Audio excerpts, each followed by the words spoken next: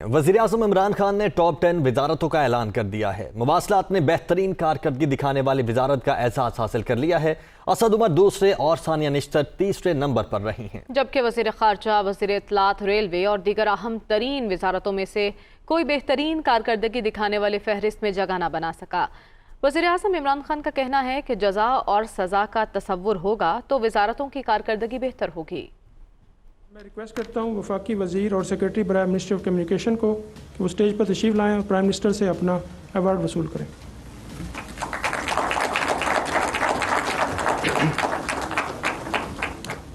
اچھی کارکردگی کے اعتراف پر انعام۔ وزیراعظم نے بہترین کارکردگی پر 10 وفاقی وزارتوں میں تعریفی سرٹیفکیٹ تقسیم کیے۔ مراد سعید بازی لے گئے، انہوں نے پہلا نمبر حاصل کیا۔ وزارت مواصلات کی کارکردگی سب سے بہترین قرار پائی۔ اسد عمر دوسرے اور ثانیہ نشتر تیسرے نمبر پر رہیں۔ وفاقی وزیر اور secretary ministry of human rights please.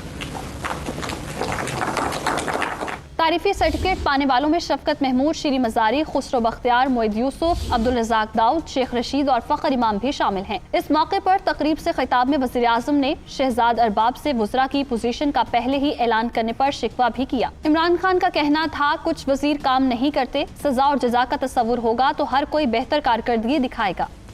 آپ نے ایک بہت بڑی غلطی کی کہ آپ نے پہلے ہی لوگوں کو بتا دیا کہ ٹاپ 10 کون ہے اور باقی منسٹرز نہیں آئے۔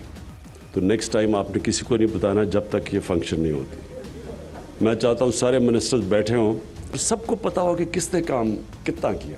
میں اب منسٹرز کو کیا کہوں، اگر کوئی محنت نہیں کرتا تو ہم کہتے رہتے ہیں محنت کرو لیکن فرق نہیں پڑتا، لیکن جب سب کے سامنے اب مارکس پڑھے جائیں گے، سزا اور جزا ہوگی، تو انشاءاللہ یہ جو ہمارا باقی ٹینیور ہے اس کے اندر مجھے پوری یقین ہے کہ ہماری جو پرفارمنس ہے وہ گورننس سسٹم ہمارا بہت بہتر ہوگا۔